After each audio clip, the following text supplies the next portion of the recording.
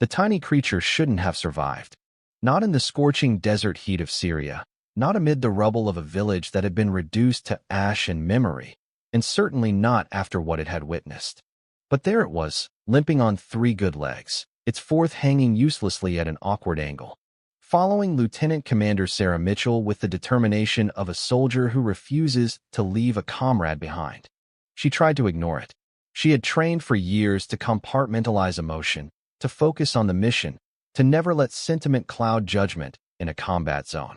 But this puppy, no bigger than her boot, with matted fur the color of desert sand and eyes that held more sorrow than any creature should know, kept following her.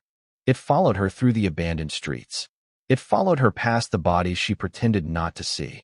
It followed her to the extraction point where her team waited, and when she finally stopped and turned around, what she saw in those dark, pleading eyes shattered something inside her that she had spent 15 years building.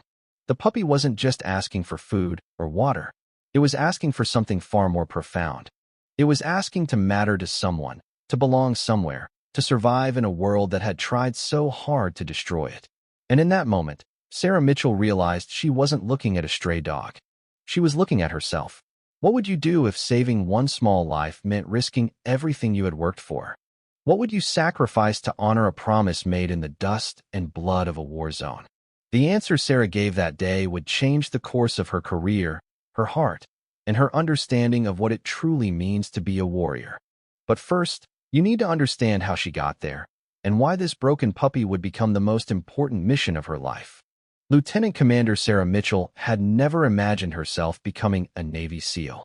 Growing up in rural Montana, the daughter of a schoolteacher and a rancher, her childhood was defined by open skies, hard work, and the quiet strength of a family that never complained about what they didn't have. She learned to ride horses before she learned to ride a bicycle, and her father taught her to shoot a rifle with the same patience he used to teach her about respecting the land. But it was her mother who planted the seed of something greater. Every night before bed, her mother would read her stories of women who had defied expectations, who had carved their names into history not because the world made it easy, but because they refused to accept easy as an option. Sarah grew up believing that limitations existed only in the minds of those unwilling to push past them. When she was 17, she watched the news coverage of September 11th unfold on the small television in her family's living room. She watched the towers fall, watched the smoke rise, watched her country change forever. That night, while her parents slept, she sat on the porch under a sky full of stars and made a decision that would define the rest of her life. She would serve. She would protect. She would become the kind of person who runs toward danger when everyone else runs away. The path to becoming a Navy SEAL was never designed for women. When Sarah enlisted in the Navy at 18, female integration into special operations was still years away. She spent her early career as a Navy diver, then transitioned to explosive ordnance disposal, pushing herself into every physically demanding role she could find. She was preparing for a door that hadn't yet opened, training for an opportunity that might never come. When the Navy finally began allowing women to attempt SEAL training in 2016, Sarah was 31 years old. Most people would have said she was too old, that her window had passed, that she should be content with her successful career in EOD. But Sarah had never been most people. She submitted her application the day the program opened and began the most grueling chapter of her life. Basic Underwater Demolition SEAL Training, known as BUD/S, has an attrition rate of over 80% for male candidates. The instructors didn't soften the curriculum for Sarah. If anything, they watched her more closely, waiting for her to quit, waiting for proof that women didn't belong in their brotherhood. She gave them no such satisfaction. She completed Hell Week on broken toes, hypothermic and hallucinating from sleep deprivation, carrying logs and boats alongside men who had once doubted her. When she rang no bell and walked across that graduation stage, she became one of the first women to complete SEAL qualification training. The reality of being a female SEAL was far more complicated than the triumph of earning the trident. Sarah found herself in a unique position, celebrated by some as a pioneer and resented by others as an intruder. She learned quickly that earning the respect of her teammates would require more than a graduation certificate. It would require proving herself in combat, in the planning rooms, in every moment of every deployment. Her first overseas assignment sent her to Afghanistan, where she served as an intelligence officer attached to a SEAL team conducting village stability operations. The work was methodical and dangerous, requiring the team to build relationships with local leaders while simultaneously hunting high-value targets. Sarah discovered that her gender, initially seen as a liability by some teammates, became an unexpected asset. In conservative Afghan culture, male soldiers could not interact with women without causing offense. Sarah could enter compounds and gather intelligence from the female population, uncovering information that would have otherwise remained hidden. It was during her third deployment, this time to Syria, that Sarah earned the full trust of her team. During a nighttime raid on a suspected weapons cache, the operation went sideways when they encountered unexpected resistance. The team leader took a bullet to the shoulder, and suddenly Sarah was the ranking officer in a firefight that threatened to overwhelm their position. She made split-second decisions that saved lives, calling in air support with precise coordinates, while simultaneously directing her team to defensible positions. By the time the medevac arrived, they had neutralized the threat and secured the objective. No Americans died that night because Sarah Mitchell refused to let them. The commendation she received meant less to her than the quiet nod she got from the team's senior chief, a 20-year veteran who had initially opposed her presence. From that night forward, she was no longer the female SEAL. She was simply their lieutenant commander, a leader who had proven herself under fire. But the war was changing her in ways she didn't immediately recognize. Each deployment added weight to her soul, memories that visited her in the quiet hours before dawn. She had taken lives and watched lives taken. She had seen children orphaned and villages destroyed. She had held dying enemies and wondered about the families waiting for them to come home. The discipline that had carried her through BUD/S now served a different purpose, helping her contain the growing reservoir of pain that came with being very good at a very violent job. She told herself this was simply the cost of service, that warriors throughout history had carried similar burdens. The mission that brought Sarah to that destroyed Syrian village was supposed to be routine. Her team was conducting reconnaissance on a suspected ISIS stronghold, gathering intelligence for a larger operation plan for the following week. They moved through the area at night, documenting defensive positions and enemy movements, staying invisible in the shadows they had learned to inhabit. When dawn approached, they established a hidden observation post in the ruins of what had once been a school. The village below had been abandoned months earlier, its residents either fled or dead, its buildings converted into military positions by fighters who cared nothing for what had been destroyed. Sarah watched through her scope as enemy combatants moved through the streets, cataloging their patterns, their weapons, their vulnerabilities. It was midday when she first saw the puppy. It emerged from the rubble of a collapsed home, sniffing at the ground where something had died. Even from a distance, she could see it was injured, could see the way it favored its front leg. She noted its presence and dismissed it, returning her attention to the mission. But the puppy didn't disappear. Over the following hours, she watched it wander through the village, searching for food, searching for water, searching for any sign of the life that had once existed there. It found nothing but dust and bones. When night fell and the team began their extraction, Sarah tried to push the image of the puppy from her mind. They moved silently through the darkness, navigating toward the pickup point where a helicopter would retrieve them. The mission had been successful, the intelligence gathered, the objective achieved. There was nothing more to be done here. But as they reached the outskirts of the destroyed village, Sarah heard something behind her. A small sound, almost inaudible, but unmistakable in its desperation. She turned and saw the puppy following them, limping on its damaged leg, whimpering softly with each painful step. It had somehow found their scent and tracked them through the darkness. One of her teammates raised his rifle instinctively before recognizing the source of the sound. He lowered the weapon and shrugged, clearly expecting Sarah to ignore the animal and continue the extraction. That was protocol. That was training. That was what a SEAL was supposed to do. Instead, Sarah stopped. She knelt in the dust and extended her hand toward the creature that had every reason to fear humans, but had chosen to seek them out anyway. The puppy approached cautiously, its tail wagging weakly. its eyes fixed on hers with an expression that contained both terror and hope. When she picked it up and cradled it against her chest, she felt the rapid beating of its tiny heart and the trembling of its broken body. The decision to bring the puppy to the extraction point was only the beginning of a complicated journey. Military regulations strictly prohibited bringing animals from combat zones back to the United States. The restrictions existed for good reasons, including concerns about rabies, other diseases, and the ecological impact of introducing foreign species. Sarah understood these regulations. She had enforced them herself on previous deployments, watching with professional detachment as other service members were forced to leave behind animals they had bonded with. But understanding regulations and accepting them are different things. The puppy, which she had begun calling Ghost for the way it had appeared from the ruins, needed immediate veterinary care. Its front leg was badly broken, likely from falling debris. An infection had already begun to set in. Without treatment, it would die within days. Sarah used her satellite phone to contact a veterinarian she knew from a previous deployment, a civilian contractor who operated a small clinic outside their forward operating base. He agreed to see Ghost unofficially, providing the antibiotics and splinting necessary to save the leg. Over the following weeks, as Sarah prepared for the larger operation against the ISIS stronghold, Ghost became her constant shadow. He slept in her quarters, hidden from inspecting officers, fed with portions of her own meals. She told herself she was simply keeping him alive until she could find a proper solution, but the truth was more complicated. In Ghost, she had found something she hadn't realized she was missing.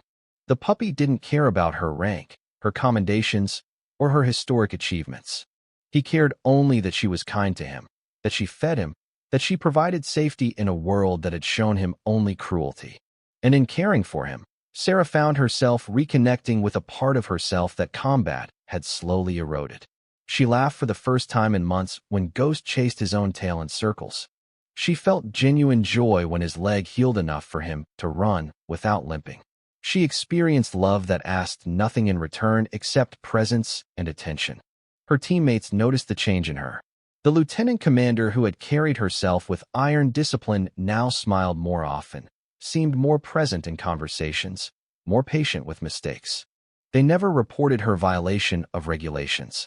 Instead, they quietly helped, smuggling extra food for Ghost, standing watch when inspectors came through, becoming co-conspirators in a small act of humanity amid the inhumanity of war.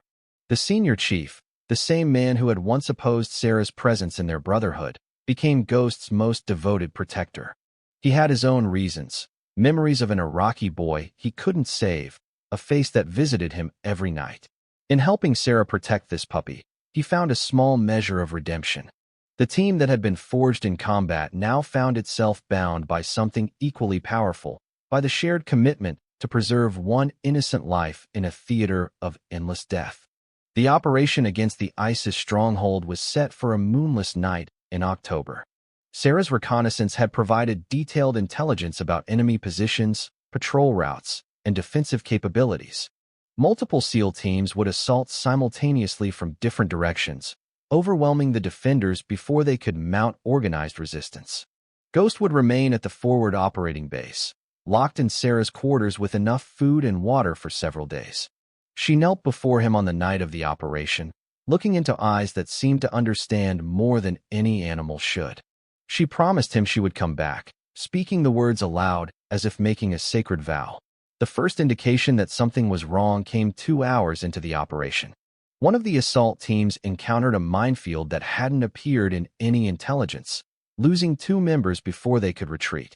The explosion alerted the entire compound, and what was supposed to be a surprise assault became a grinding battle. Sarah's team was tasked with clearing a series of buildings on the eastern perimeter. They moved through rooms filled with ammunition, explosives, and evidence of unspeakable cruelty.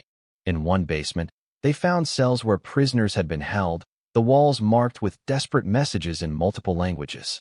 In another, they discovered a makeshift execution chamber, the floor stained dark with blood that would never wash away. The fighting was intense and personal, room by room, corner by corner, with enemies who preferred death to surrender. Sarah killed 3 men that night, each time in self-defense or defense of her teammates, each time carrying a weight she would feel forever. She also saved 2 members of another team who had become pinned down by machine gun fire, exposing herself to danger to provide covering fire while they escaped.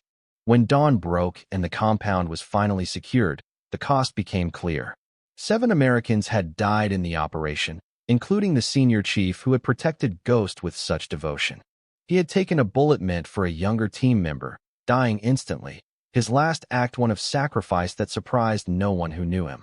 Sarah sat in the rubble as the sun rose, covered in dust and blood, her weapon still warm in her hands.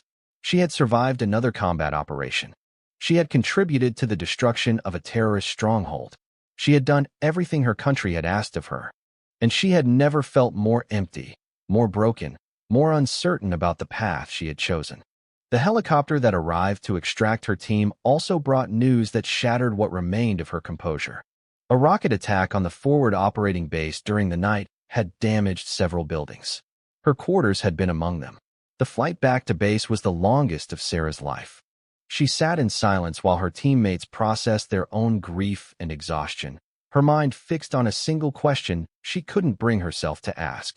When the helicopter landed, she was the first one out, running toward the damaged section of the base with a desperation that surprised everyone who witnessed it. The building that had housed her quarters was partially collapsed, one wall blown completely away, debris scattered across the surrounding area.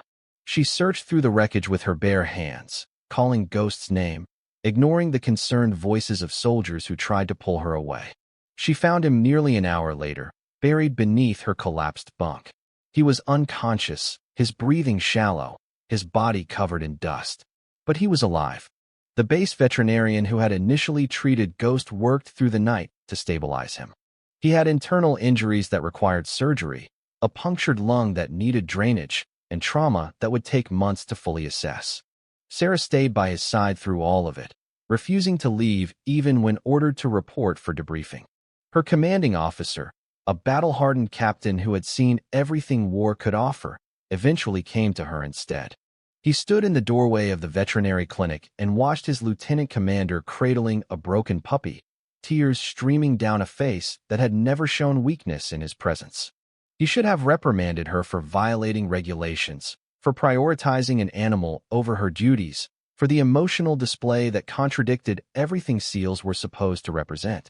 Instead, he quietly arranged for Ghost to be evacuated to a military veterinary facility in Germany, where he would receive the care necessary to survive. And he began the complicated process of allowing Sarah to bring the puppy home. The regulations that prohibited bringing animals from combat zones had exceptions, rarely used and bureaucratically complicated. A military working dog that had served alongside troops could be adopted by its handler upon retirement. Ghost was not a military working dog, but the captain argued that he had served nonetheless. He had provided morale support to an elite team during an extended deployment. He had helped a decorated officer maintain the psychological resilience necessary for combat effectiveness. He had become, in every way that mattered, a member of the unit. Lieutenant Commander Sarah Mitchell retired from the Navy 3 years after bringing Ghost home to Montana. Her body had accumulated too many injuries, her mind too many memories, for continued service in special operations. She returned to the ranch where she had grown up, to the open skies and quiet strength that had shaped her childhood. And she brought with her a small dog whose limp had never fully healed, but whose spirit had recovered completely. Ghost lived another 12 years, dying peacefully on a spring morning with his head in Sarah's lap and the mountain wind carrying the scent of wildflowers. She buried him on the hill where she had once sat under the stars and decided to become a warrior, marking the spot with a simple stone that bore no inscription. Anyone who needed to understand what that place meant would understand. Anyone who didn't would walk past without noticing. Sarah now runs a nonprofit organization that helps veterans struggling with post-traumatic stress, connecting them with rescued animals who need homes and love. She speaks at military academies about leadership, resilience, and the importance of maintaining humanity in inhuman circumstances. She tells the story of a broken puppy who followed her through a war zone, teaching her that strength isn't just about the battles we win, but about the lives we choose to save when saving them costs us something. The question she asked that day in Syria, about what she would sacrifice to honor a promise made in dust and blood, has a simple answer now. She would sacrifice everything. She did sacrifice everything. And in doing so, she discovered that some things cannot be lost, that love given freely returns in ways we cannot predict, that a warrior's greatest victory might be protecting one small life that the world had already forgotten. Ghost taught her that. A tiny puppy with 3 good legs and eyes full of sorrow taught a Navy SEAL what it truly means to be brave.